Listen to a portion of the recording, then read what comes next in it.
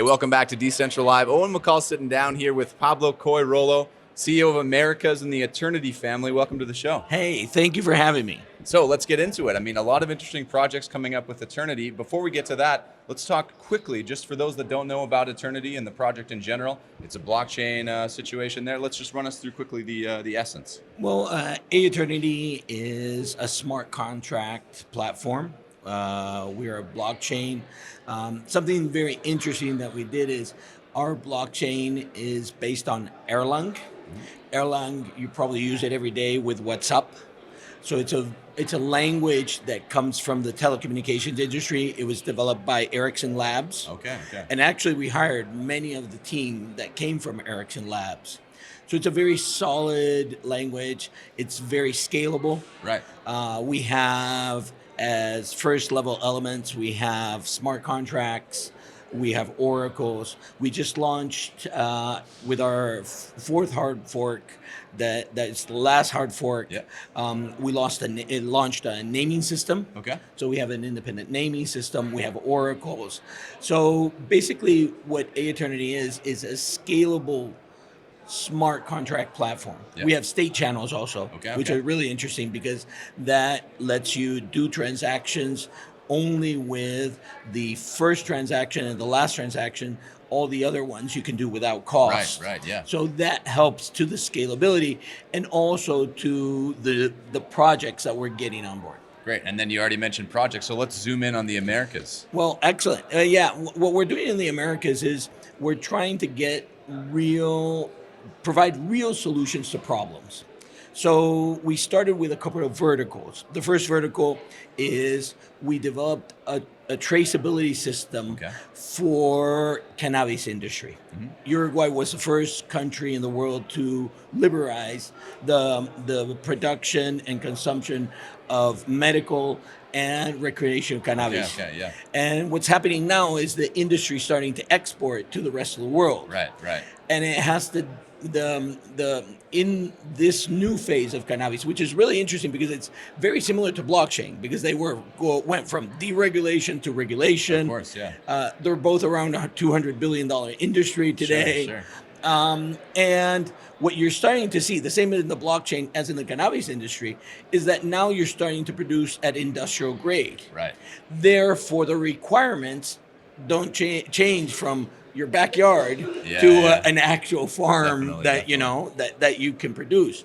So the traceability that we've established is to be able to create consistency in the production. And this is very important for the medical cannabis. Sure.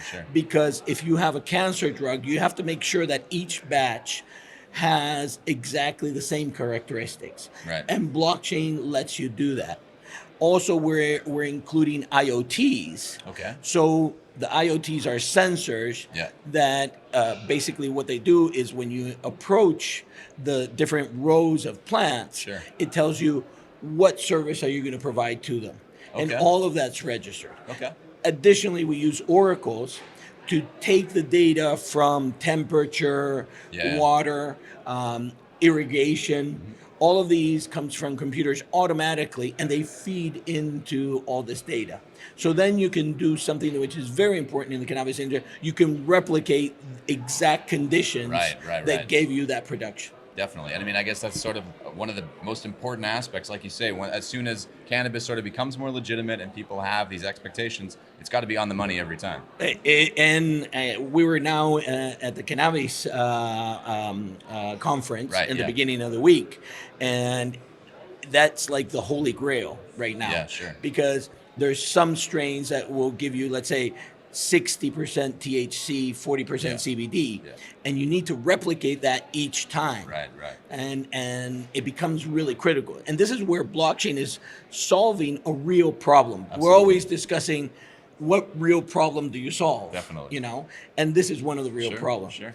Another interesting thing that we're doing is we're working with liquid democracy. Okay. And we at Aeternity have an internal governance application where the community decides what are the changes that are going to be happening Right. on the blockchain. Sure. And we've already applied it once in our first, it was called the BRI, the Blockchain Reward Initiative, Okay. where 10% of the reward would be going back to the foundation to continue Yeah. to sponsor development and the core protocol. And that was put out to the whole community. And a political party called the Digital Party, Okay. also in Uruguay, Okay.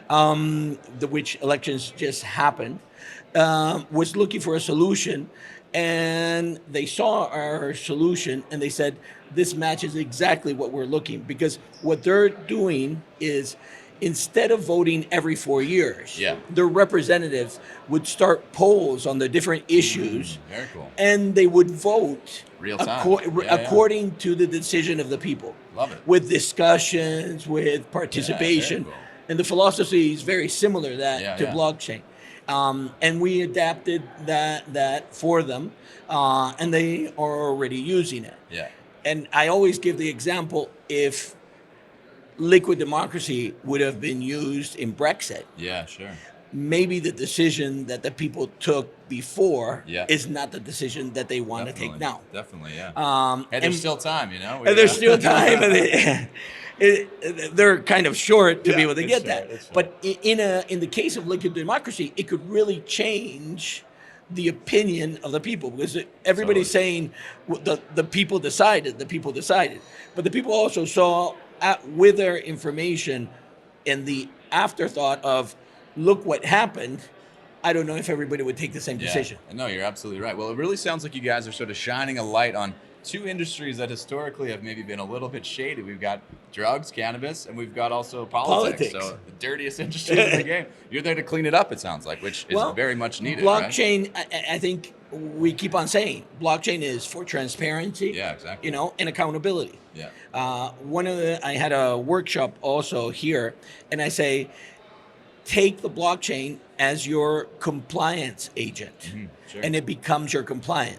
And for them, it's incredible, the part of the compliance, because they can go to now export to any country in the world, Right. and they can say to the regulator, don't trust us, verify. Right. Yeah, that's a good one. Good tagline. Very cool. Exactly. Okay, so let's talk then roadmap timeline. These two projects here. Well, actually, first I got to ask you. You said the election just happened. How did the Digital Party do?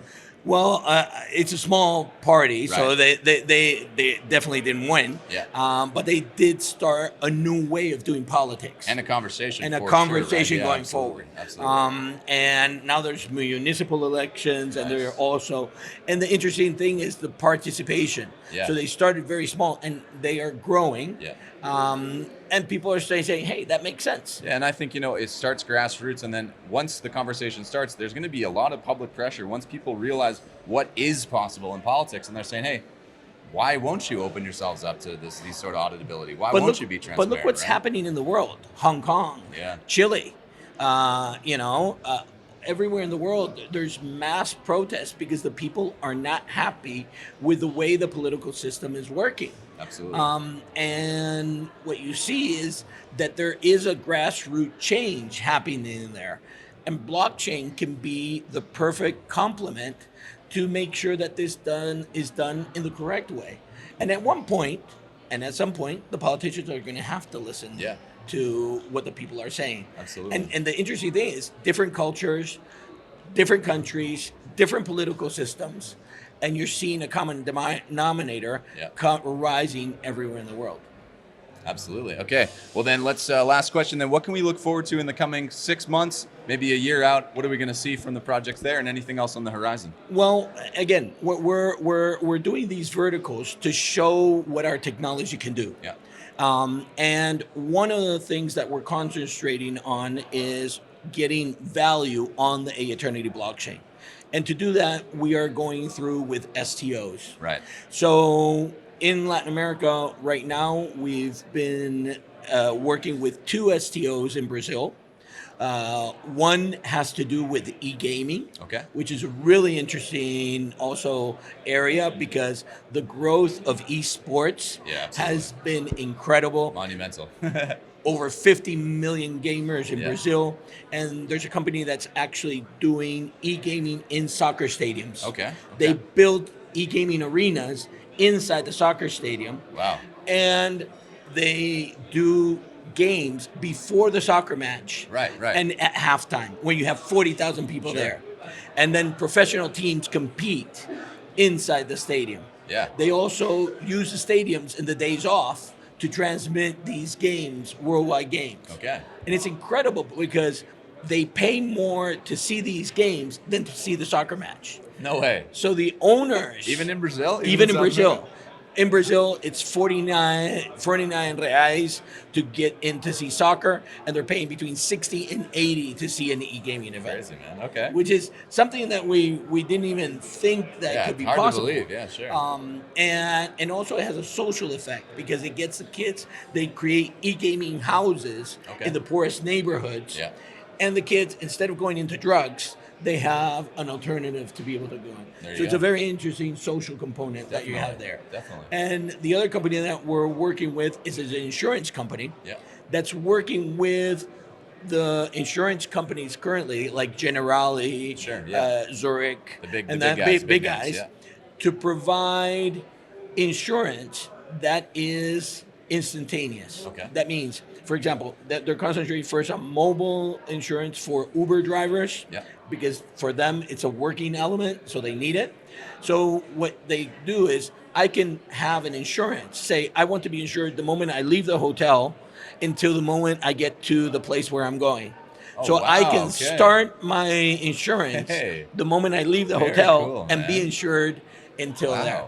So that's really cool. And we have two I other... haven't heard of that before, man. That's wild. That's plug and play insurance. Plug and play insurance. Damn, man. Okay. So, I mean, we're really concentrating on things that are innovative and that will solve real problems. In the States, we have other two, which has nothing to do. One is the world's first sparkling tequila. Okay. That wants to raise funds to You guys are all over the place, man. Huh?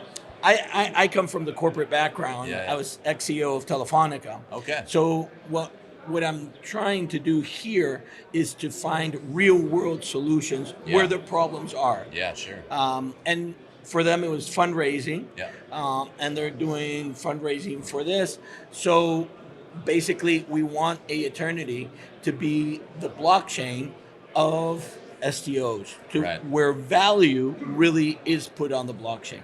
And what we're doing there, because we found it, is we're basically helping these companies through the process.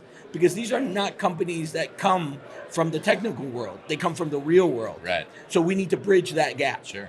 So we're bridging that gap for them and helping them to get there. All right, man. Well, it sounds exciting. I'll definitely be keeping my eyes on you guys. Thanks again for coming by. Hey, a pleasure to see you. Thank you for having me.